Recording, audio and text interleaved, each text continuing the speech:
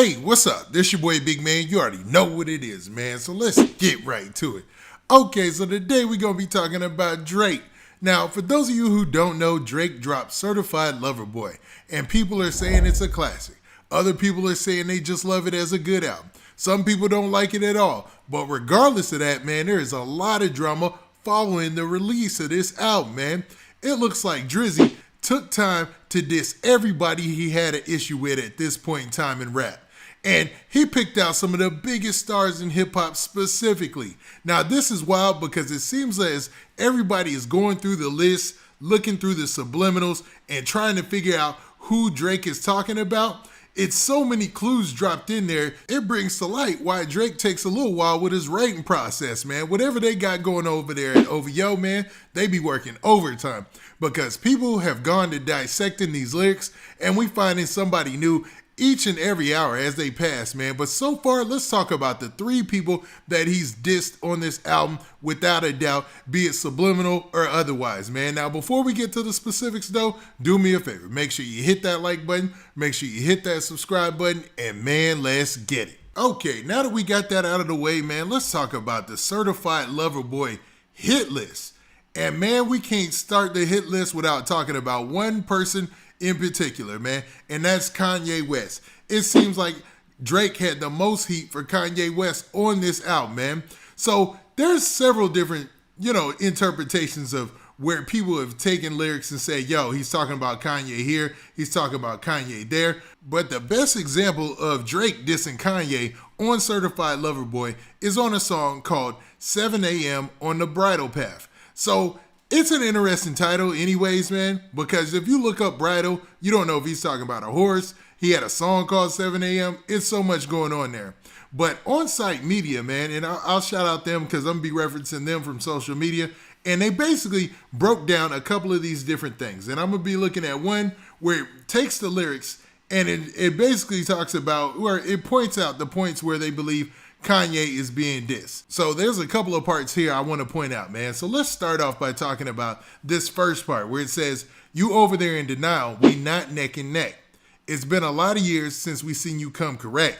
So obviously he's talking about somebody who used to come correct who hasn't done it in a while. And there's only a few rappers he could be talking about on his level that did that, right? So obviously people pointed at that talking about none other than Kanye. Now at the bottom it says this. It says, you cats hot to them little kids. You ain't famous to me.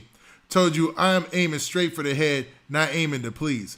I could give a about who's designing your sneakers and tees. Now, we know that Kanye has a very famous fashion line, man. And he's done really well in the fashion game. So that seems like a shot right there, right?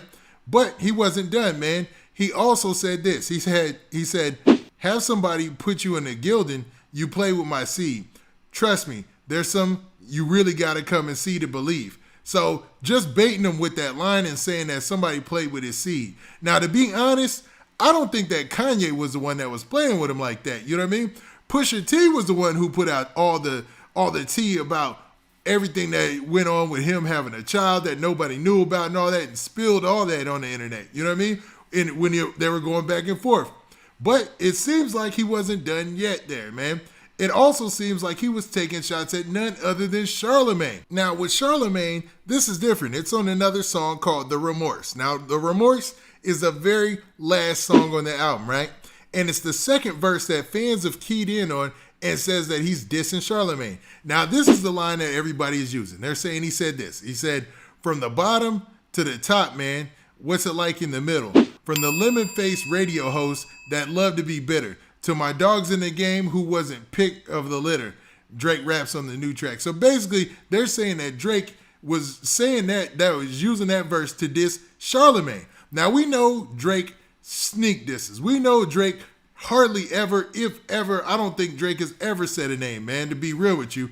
He tries to be more creative and let you know who he's talking about or make lines that the person that he's talking about knows that it's coming for them, even when the rest of the world doesn't. You know what I mean? There's been times with other rappers in the past, like Joe Budden and others, where they knew they were being dissed when they listened to the album, and people didn't pick up on it until they pointed it out themselves.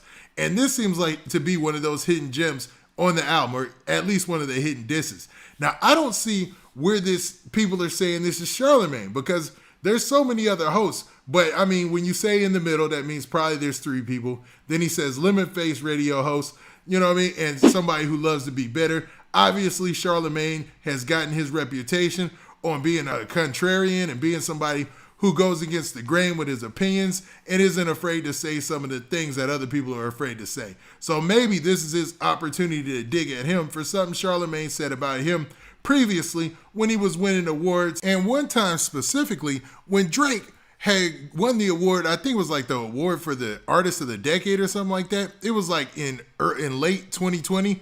And Charlamagne made a snide comment, I guess. And the comment suggested that maybe Drake's era was over. And Drake obviously didn't take kindly to that. So he's shooting shots at Charlamagne. Now, another person that they're saying that he's dissing is Swizz Beatz. Now, this comes as a surprise because Drake and Swizz Beatz worked on the hit song You Fancy together. And man, it seemed like they had a good relationship. Now, this is up until about a year ago. And just like the Charlamagne situation, this beef goes back some time, right? So like last year sometime, Swizz Beatz went on a rant where he was talking about a Busta Rhymes song with Drake or something like that. And he went to calling Drake out his name, man. He said he was a good kid, but talked about him being soft and all this stuff.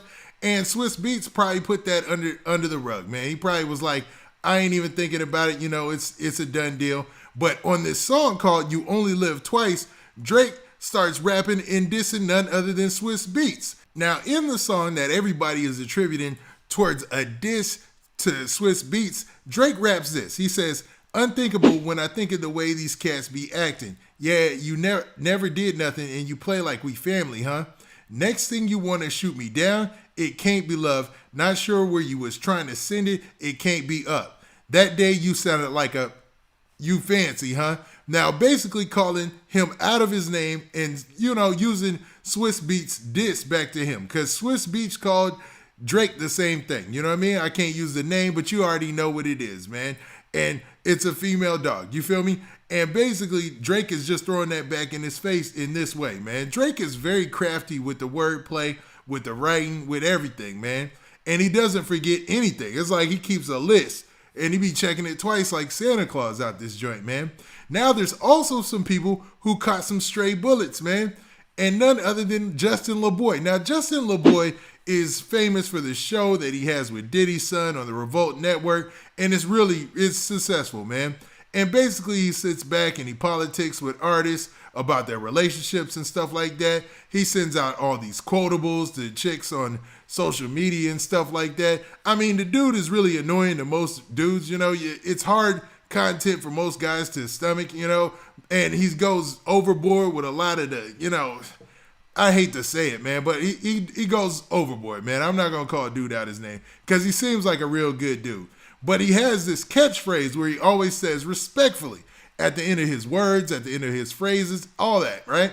Well, Drake used that against him as well.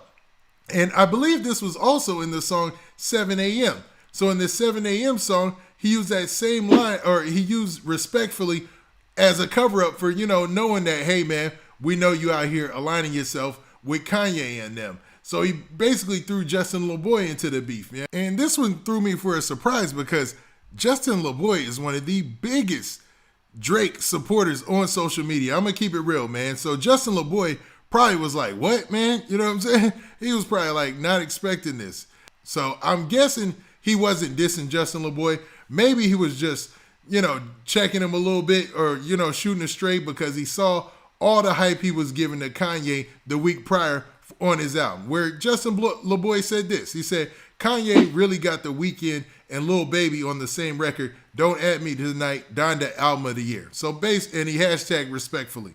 So it seems petty, to be honest with you, but it seemed like Justin Laboy just, you know, rooting for Kanye a little too hard for Drake's liking, and Drake just had to shake it up a little bit and let him know that he's keeping record of everybody who's formed against him, man.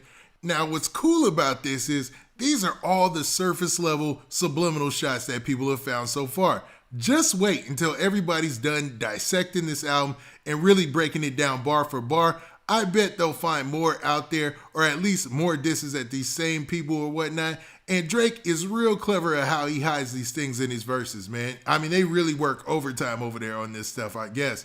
But man, what do you guys think? Do you think that Drake sending all these subliminal shots is a bad thing? Or do you think it's a good thing because it makes it more interesting when you listen to the album or a song a second or third time? Now with that, this been your boy Big Man. Do me a favor. Make sure, hold up. I ain't asked a real big question. Do you think any of these people are going to respond? Do you think Kanye is going to go into the dungeon with Pusha T and Consequence and cook up some random diss tracks for Drake? Or do you think this is a done deal once Drake said his piece? Now with that, this been your boy Big Man. Do me a favor. Make sure you hit that like button. Make sure you hit that subscribe button. And make sure you hit that notification bell so that way you get a notification every time I drop this hot content. And we out of here. Peace.